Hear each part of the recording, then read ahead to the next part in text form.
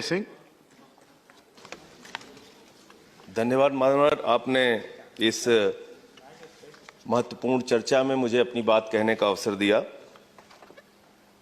मान्यवर, रेलवे का अपना एक गौरवमयी इतिहास रहा है और अगर हम याद करें तो देश में कभी भी कोई आपदा की स्थिति आती है, रेलवे सबसे आगे आती है। कहीं कोई हिंसा की स्थिति आती है, किसी क्षेत्र में देश की सीमा पे युद्ध की स्थिति आती है, जवान को एक स्थान से दूसरे स्थान तक पहुंचाने की जिम्मेदारी रेलवे अपने कंधों पे उठाता है। और आज इस अवसर पर जब रेलवे के ऊपर चर्चा हो रही है मान्यवर, मैं याद करना चाहूंगा उस बहादुर कर्मचारी को भी जिसने भोपाल गैस कांड के दौरान रेलवे स्टेशन पर अंतिम सूचना दी, जिससे आने वाली ट्रेनें भोपाल नहीं पहुंच पाई। उसका जीवन चला गया लेकिन उसने लोगों की जान बचाई। रेलवे का इतिहास रहा है मान्यवर कि रेलवे ने देश की तरक्की में अपनी महत्वपूर्ण भूमिका निभाई है। रेलवे ने देश के विकास में अपनी महत्वपूर्ण भूमिका निभाई है। लेकिन उस रेलवे के साथ आज सरकार क्या कर रही है, इसके बारे में हमें गंभीरतापूर्वक विचार करना पड़ेगा। माननीय मंत्री जी यहां पर बैठे हैं। अभी पिछले कुछ दिनों पहले कहा गया साहब 150 ट्रेनें निजी हाथों में दी जाएंगी, 50 प्लेटफॉर्म निजी हाथों में दिया जाएगा। मुझे याद है मान्यवर, एनडीए के संयोजक रह चुके हैं जाट साहब, आज इस दुनिया में नहीं है। उनको श्रद्धांजलि देना चाहूंगा इस अवसर पर। 74 में उन्होंने बहुत बड़ी हड़ताल की थी और जो 1974 की हड़ताल थी मान्यवर रेलवे की, उस हड़ताल में मांग थी कि 5 लाख कर्मचारियों को पक्का करो। और तब रेलवे के नियमित कर्मचारियों की संख्या थी 15 लाख, ट्रेनों की संख्या थी 11,000।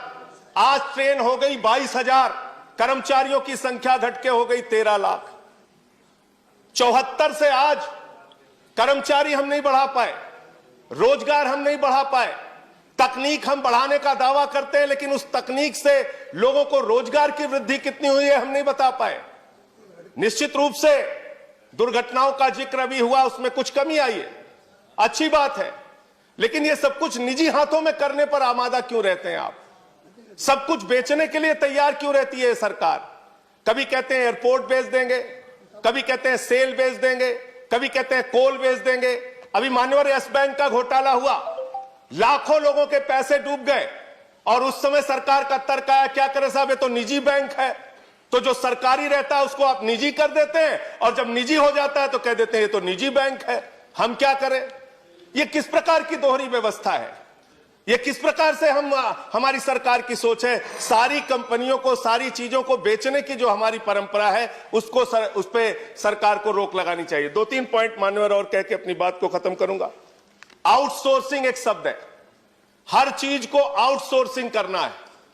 आउटसोर्सिंग कितना बड़ा घोटाला है और कितना बड़ा एक कर्मचारियों के साथ धोखा है, इसके बारे में भी सरकार को विचार करना चाहिए। ठेके पे आप सब कुछ दे देते हैं, सफाई से लेके सब कुछ आप ठेके पे दे देते हैं और जो कर्मचारी काम करते हैं उन कर्मचारियों से ज्यादा तनख्वाह पे दस्तखत करा के कम तनख्वाह दी जाती है। मांग हुई तो आपने बैंक के खाते खुलवा दिए। जो ठेकेदार है उसने एटीएम लोगों के लेके रख लिए, वो पैसा खुद निकाल लेता है तनख्वाह आने के बाद। तो मेरा ये कहना है ये एक आउटसोर्सिंग का जो नाम देके सारी चीजों को आप बाहरी व्यवस्था को निजी हाथों में देने का काम करते हैं, वो कर्मचारियों के साथ, ठेका मजदूरों के साथ एक बहुत बड़ा शोषण है। इसके साथ साथ मान्यवर, आप नई ट्रेनें, बस सबको आपने थोड़ा समय दिया, मुझे भी कृपा कीजिए सर। आपने तेजस ट्रेन चलाई, तेजस ट्रेन में और शताब्दी ट्रेन में 5 मिनट का अंतर है और किराए में 1.5 गुना का अंतर है। तो आप करना क्या चाह रहे हैं? जब ट्रेनें आपके पास उपलब्ध हैं, सुपरफास्ट ट्रेन उपलब्ध है आपके पास, ऐसे में नई ट्रेनें, निजी ट्रेनें लाके किराया ज्यादा लेके आप एक नए प्रकार का आप शोषण करते हैं। मैं मान्यवर आपके माध्यम से सिर्फ इतना कहना चाहूंगा कि रेलवे इस देश की जीवन रेखा है और रेलवे की आज जो दुर्दशा है, उसके सबसे बड़ी कहानी अगर आपको जाननी है तो झांसी के अंदर पिछले साल हादसा हुआ था।